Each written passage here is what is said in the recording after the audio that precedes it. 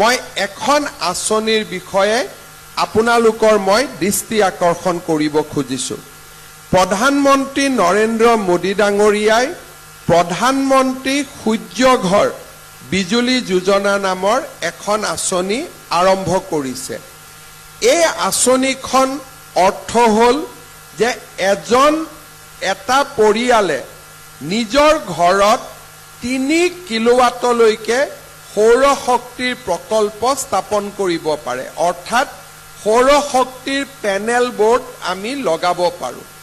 3 kilowatt যদি সৌৰ শক্তিৰ পেনেল আমি লগাওঁ, আমাৰ ঘৰত খৰচ আহিব 1.5 লাখ টকা, অৰ্থাৎ 1.5 লাখ টকা যদি আমি খৰচ কৰোঁ, আমি 3 কিলোৱাট সৌৰ শক্তি আহৰণ কৰিব পাৰিম। কিন্তু সাধাৰণ মানুহে 1.5 লাখ টকা ক'ৰ পৰা দিব?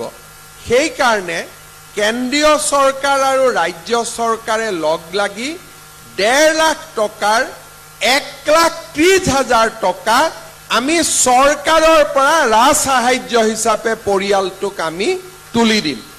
অৰ্থাৎ মাত্ৰ 20,000 টকাহে পৰিয়ালটোৱে খৰচ কৰিব লাগিব আৰু 1,30,000 টকা ৰাজ্য আৰু কেন্দ্ৰীয় চৰকাৰে দিব। আমাৰ অসমত 170 ঘৰ পৰিয়ালে ইতিমধ্যে আমাৰ আঁচনিৰ জৰিয়তে এই পেনেল স্থাপন কৰিছে আৰু 2 লাখ ৰাইজে 2 লাখ ব্যক্তিয়ে এই পেনেল স্থাপন কৰাৰ বাবে আমাক আবেদন কৰিছে। অৰ্থাৎ আমি যেতিয়া 2 এদিনতে মই গুৱাহাটীত প্ৰেছ কনফাৰেন্স এখন কৰিও সেই পৰিয়ালসকলক মই মাতি তেওঁলোকৰ হতুৱাই তেওঁলোকৰ অভিজ্ঞতা বৰ্ণনা কৰাম। তেওঁলোকে আমাক জনোৱা মতে সৌৰ শক্তিৰ পেনেল লগোৱাৰ পিছত দিনতে কাপোৰ ধুৱে, দিনতে ফেন চলায়, দিনৰ ভাগত তেওঁলোকৰ বিদ্যুতৰ মিটাৰত এটকাও বিল নহয়। অকল ৰাতি তেওঁলোকৰ বিল হয় যেতিয়া সৌৰ শক্তি বা সূৰ্য অস্ত যায়। সৰ্বমুঠ তেওঁলোকে হিচাপ কৰি দেখিছে যে আগতে যদি 100 টকা ইলেক্ট্ৰিচিটি বোৰ্ডক দিছিলে, এতিয়া তেওঁলোকে মাত্ৰ 15 টকা দিব লাগে, অৰ্থাৎ 85% ইলেক্ট্ৰিচিটিৰ খৰচ তেওঁলোকে পেনেল লগোৱাৰ পিছত দিবলগীয়া হোৱা নাই।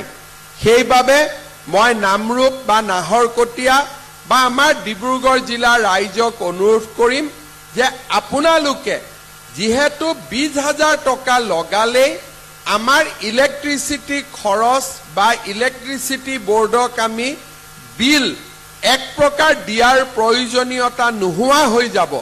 সেইকাৰণে আমি এই আঁচনিটোৰ যিমান পাৰি সিমান আমি সুবিধা ল'ব লাগে।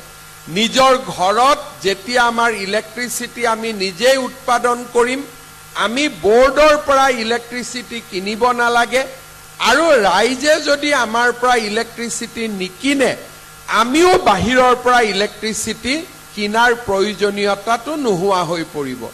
আজি আমি ৰাইজক 6 টকা প্ৰতি ইউনিটত ইলেক্ট্ৰিচিটি দিওঁ আৰু মহাৰাষ্ট্ৰ, তামিলনাডু আদি ৰাজ্যৰ পৰা আমি 10 টকাত ইলেক্ট্ৰিচিটি কিনিব লাগে।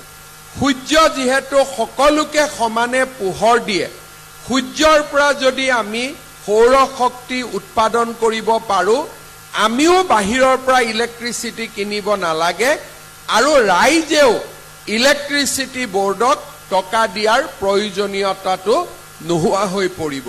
সেইবাবে মই যিসকলে পাৰে উল্লেখ কৰা ধৰণে যে 3 কিলোৱাট যদি আমি সৌৰ শক্তিৰ পেনেল লগাওঁ, 1.5 লাখ টকা আমাৰ খৰচ হ'ব, 1,30,000 টকা আমাক চৰকাৰে দিব।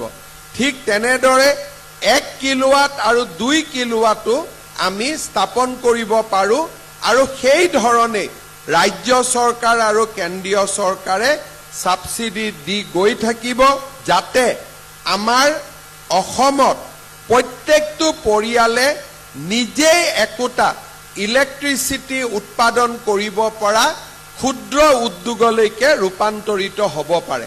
আৰু পেনেলখন লগাই থলে একো কৰিব নালাগে এবাৰ পেনেলখন লগালে ধুনীয়াকৈ লাগি থাকে মাত্ৰ মাজে মাজে বেটাৰীটো চেক কৰিব লাগে তাৰ বাদে বিশেষ ইয়াত কোনো জটিলতা নাই আৰু বিনা জটিলতা আমি কামবোৰ কৰিব পাৰো